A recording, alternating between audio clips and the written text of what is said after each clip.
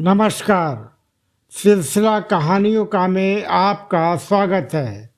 मैं हूं राजेश गुप्ता और आज मैं सुना रहा हूं विष्णु पुराण के अंतर्गत कथा वराह अवतार। ये विष्णु जी का तीसरा अवतार है और इसकी संबंधित क्या कथाएं हैं उसे मैं आपको बताने जा रहा हूँ। तो सुनिए। वराह अवतार। वराह अवतार हिंदू धर्म ग्रंथों के अनुसार भगवान विष्णु के 10 अवतारों में से तृतीय अवतार है, जो भाद्र पक्ष में शुक्ल पक्ष की तृतीया को अवतरित हुए। वराह अवतार की कथा हिरण्याक्ष और हिरण्यकशिपु ने जब दिति के गर्भ से जुड़वा रूप में जन्म लिया तो पृथ्वी कांप उठी। हिरण्याक्ष और हिरण्यकशिपु दोनों पैदा होते ही बड़े हो गए और अपने अत्याचारों से धरती को कपाने लगे। यद्यपि हिरण्याक्ष और हिरण्यकशिपु दोनों बलवान थे, किंतु फिर भी उन्हें संतोष नहीं था। वे संसार में अजेयता और अमरता प्राप्त करना चाहते थे। हिरण्याक्ष और हिरण्यकशिपु दोनों ने ब्रह्मा जी को प्रसन्न करने के लिए बहुत बड़ा तप किया। उनके तप से ब्रह्मा जी प्रसन्न हुए। ब्रह्मा जी से अजेयता और अमरता का वरदान पाकर हिरण्याक्ष उदंड और स्वेच्छाचारी बन गया। वह तीनों लोकों में अपने को सर्वश्रेष्ठ मानने लगा।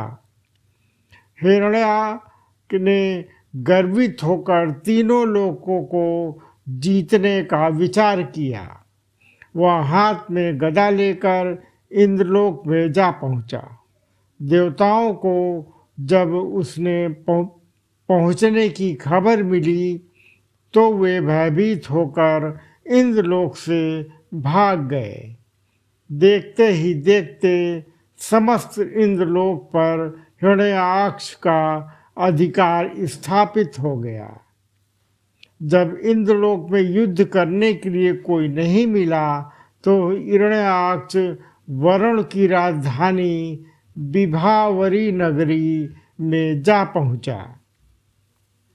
वरुण ने बड़े शांत भाव से कहा, तुम महायोद्धा और सूरवीर हो। तुमसे युद्ध करने के लिए मेरे पास शौर्य नहीं है। तीनों लोकों में भगवान विष्णु को छोड़कर कोई भी ऐसा नहीं है जो तुमसे युद्ध कर सके। अतः उन्हीं के पास जाओ, वे ही तुम्हारी युद्ध पिपासा शांत करेंगे। वरुण का कथा सुनकर हिरण्याक्ष भगवान विष्णु की खोज में समुद्र के नीचे रसातल में जा पहुंचा। रसातल में पहुंचकर उसने एक विस्मयजनक दृश्य देखा। उसने देखा एक वराह अपने दांतों के ऊपर धरती को उठाए हुए चला जा रहा है। हिरण्याक्ष वराह को लक्ष्य करके बोल उठा, तुम अवश्य ही भगवान विष्णु हो। धरती को रसातल से कहाँ लिए जा रहे हो? यह धरती तो दैत्यों के उपभोग की वस्तु है, इसे रख दो। तुम अनेक बार देवताओं के कल्याण के लिए दैत्यों को छल चुके हो, आज तुम मुझे छल नहीं सकोगे। फिर भी भगवान विष्णु शांत ही रहे। उनके मन में रंच मात्र भी क्रोध पैदा नहीं हुआ। वे वराह के रूप में अपने दांतों पर धरती को लिए हुए आगे बढ़ते रहे। हिरण्याक्ष भगवान वराह रूपी विष्णु के पीछे लग गया। उन्होंने रसातल से बाहर निकलकर धरती को समुद्र के ऊपर स्थापित कर दिया। हिरण्याक्ष उनके पीछे लगा हुआ था। अपने वचन बाणों से उन्होंने हृदय को बेध रखा था। भगवान विष्णु ने धरती को स्थापित करने के पश्चात हिरण्याक्ष की ओर ध्यान दिया। उन्होंने हिरण्याक्ष की ओर देखते हुए कहा, तुम तो बड़े बलवान हो। बलवान लोग कहते नहीं हैं, करके दिखाते हैं। तुम तो केवल प्रलय कर रहे हो। मैं तुम्हारे सामने खड़ा हूँ। तुम क्यों नहीं मुझ पर आक्रमण करते? बढ़ो आगे, मुझ पर आक्रमण करो। हिरण्याक्ष की रगों में बिजली दौड़ गई। वह हाथ में गदा लेकर भगवान विष्णु पर टूट पड़ा।